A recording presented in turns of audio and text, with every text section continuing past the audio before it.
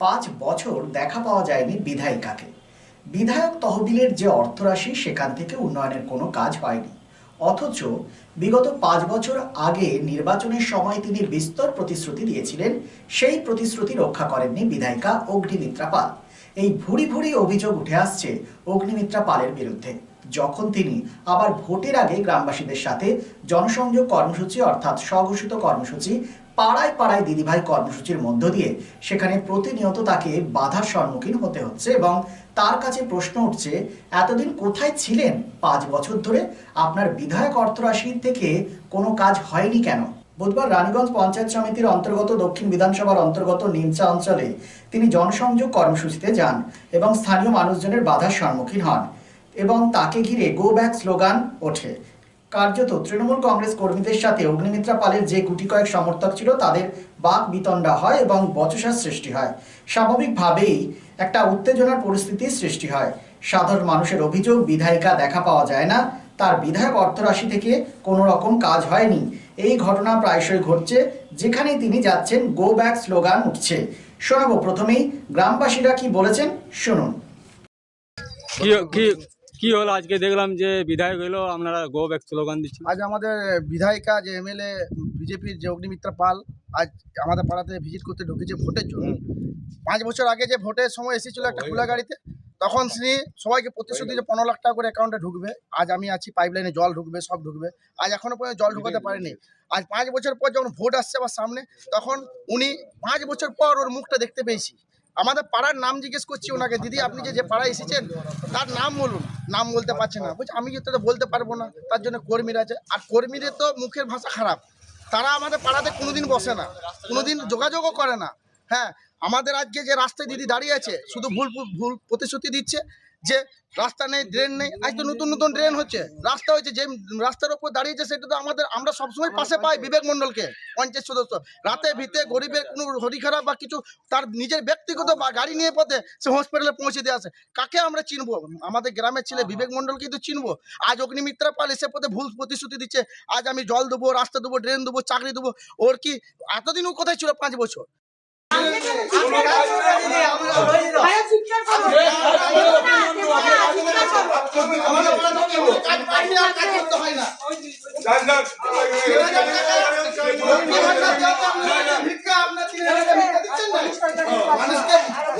প্রতিশ্রুতি 15 লাখ টাকা দেন, কোন অ্যাকাউন্টে 15 লাখ টাকা দিয়েছেন? এতদিন কোথায় ছিলে?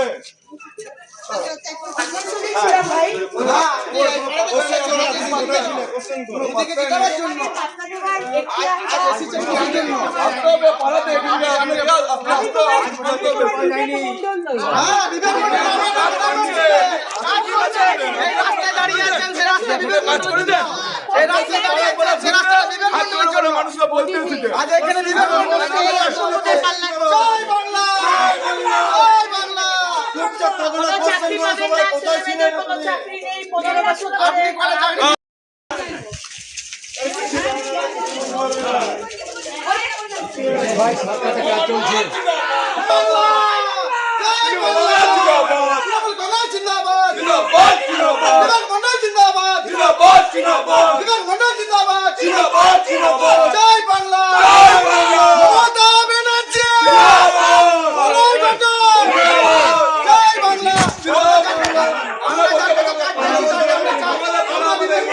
পরবর্তী পর্যায়ে নিজের সপক্ষে কি বলেছেন বিধায়িকা অগ্নিমিত্রা পাল, সেটাও শোনাবো। যেখানে অগ্নিমিত্রা পাল যাচ্ছে সেখানে অগ্নিমিত্রা পালকে বাধা দেওয়ার চেষ্টা করা, কারণ ওদের তো খুব অসুবিধা হয়ে যাচ্ছে। এরা তো সাধারণ মানুষ নয়, এরা হচ্ছে এখানকার যে পঞ্চায়েত মেম্বার তৃণমূলের বিবেক মণ্ডল, তার গুন্ডা বাহিনী। তারা আবার কথা বলতে আসে তৃণমূল, যে তারা আবার কি কি কাজ করেছে তাকে তো আবার জবাব দিতে হবে। আজকে তাদের সাংসদকে খুঁজে পাওয়া যায় না। সে জিজ্ঞেস করছে এখানকার ক্লাবের নাম কি। তারা জানে না যে বিধায়কের কাজ পাড়ায় পাড়ায় বাড়ি বাড়িতে গিয়ে কোথায় নালি খারাপ আছে, কোথায় নালি পরিষ্কার হয় না, কোথাও লাইট লাগানো হয় না, সেটা বিধায়কের কাজ নয়, সেটা পঞ্চায়েত মেম্বার কাউন্সিলরের কাজ।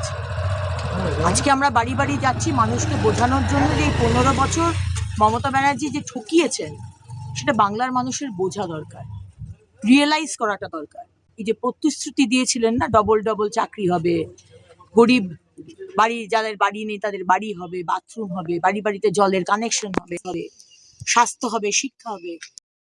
দল টিএমসি মানেই চোর, তারা চাইছে যে অগ্নিমিত্রা পাল বাড়ি বাড়ি না যায়, আমরা বেশ গো ব্যাক বলে ভয় দেখিয়ে চিৎকার করে কিছু লাভ নেই। অগ্নিমিত্রা পাল শেষ বিন্দু অবধি বাড়ি বাড়িতে যাবে, বাংলার মানুষকে বোঝাবে যে 15 বছর যাদের উপর ভরসা রেখেছিলেন তারা ঠকিয়েছে। শুধু নিজেদের পরিবারের উন্নয়ন হয়েছে, বাংলার মানুষের উন্নয়ন হয়নি। বাংলার ছেলে মেয়েগুলো ডবল ডবল চাকরি পায়নি, পরিযায়ী শ্রমিক হয়ে বাইরে চলে গেছে। আজকে শিক্ষা অর্ধেক ডিম দিচ্ছে মিড ডে মিলে, সারা সপ্তাহে হয়তো অর্ধেক ডিম বা গোটা ডিম। টিচার নেই, যারা যোগ্য টিচার তারা চাকরি হারিয়েছে, 26,000 শিক্ষিকারা চাকরি হারিয়েছে। স্বাস্থ্য ভেঙে পড়েছে, রাস্তা নেই, নালী পরিষ্কার হয় না, অর্ধেক জায়গাতে গ্রামে নালী তৈরি হয়নি।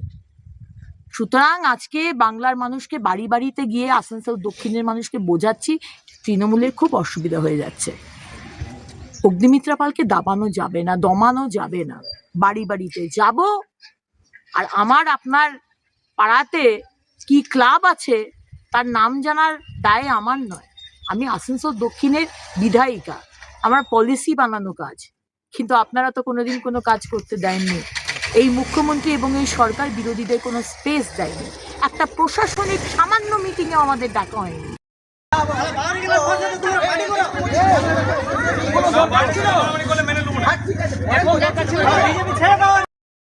Agnimitra Paul go back, go back, go back. Agnimitra Paul go back, go back, go back. শহর আসানসোলের মহিশিলা কলোনি কার্যত একটি আধুনিক উপনগরী। আবাসন শিল্পের চাহিদা মেটাতে ক্লাসিক রিয়েলটরস আরও একটি প্রকল্প Tapati enclave G+5।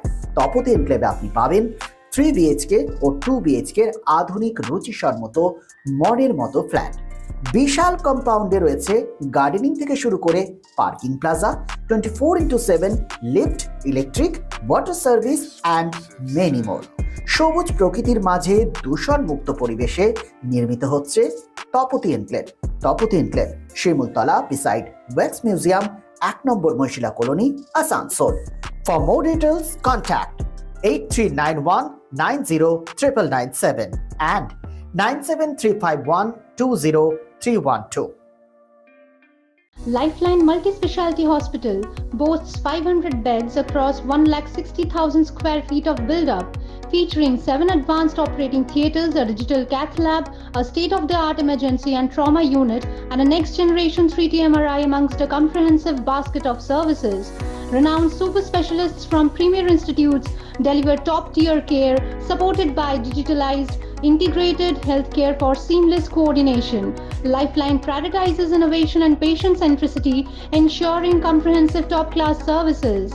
So for premier medical treatment, visit Lifeline Multi-Specialty Hospital, Kalipahari, Asansol, NH2 District, Paschim Bardhaman, West Bengal.